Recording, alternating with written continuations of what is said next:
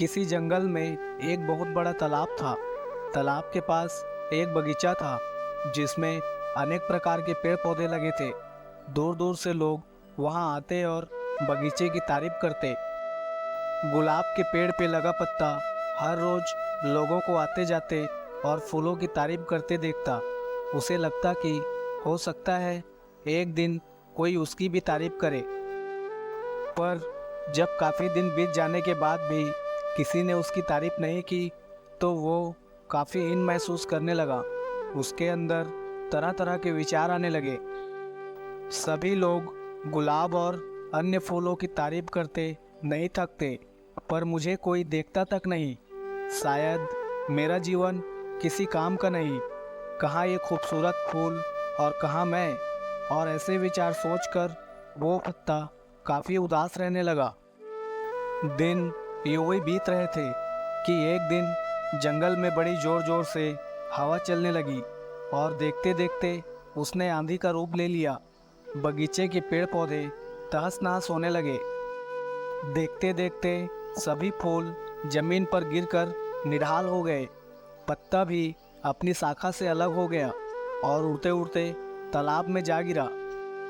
पत्ते ने देखा कि उससे कुछ ही दूर पर कहीं से एक चींटी हवा के झोंकों की वजह से तालाब में आ गिरी थी और अपनी जान बचाने के लिए संघर्ष कर रही थी। चींटी प्रयास करते करते काफ़ी थक चुकी थी और उसे अपनी मृत्यु तय लग रही थी कि तभी पत्ते ने उसे आवाज़ दी, घबराओ नहीं, आओ मैं तुम्हारी मदद कर देता हूँ। और ऐसा कहते हुए अपने ऊपर बैठा लिया। आंधी रुकते रुकते पत्ता तालाब के एक छोर पर पहुँच गया। चींटी किनारे पर पहुंचकर बहुत खुश हो गई और बोली, आपने आज मेरी जान बचाकर बहुत बड़ा उपकार किया है। सचमुच आप महान हैं। आपका बहुत बहुत धन्यवाद।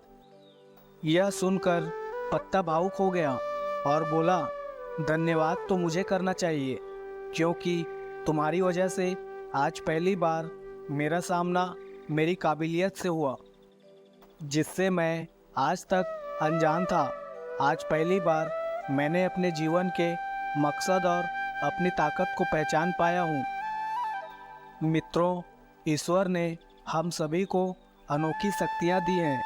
कई बार हम खुद अपनी काबिलियत से अनजान होते हैं और समय आने पर हमें इसका पता चलता है। हमें इस बात को समझना चाहिए कि किसी एक काम में असफल होने का मतलब हमेशा के लिए अयोग्य होना नहीं है। खुद की काबिलियत को पहचान कर आप वह काम कर सकते हैं जो आज तक किसी ने नहीं किया है। और कहानी अच्छी लगी होगी तो लाइक और चैनल को सब्सक्राइब भी कर दीजिए और बेल आइकन भी प्रेस कर लीजिए ताकि अच्छी अच्छी कहानी की नोटिफिकेशन आप तक पहुंचती रहे। आप लोगों का धन्यवाद।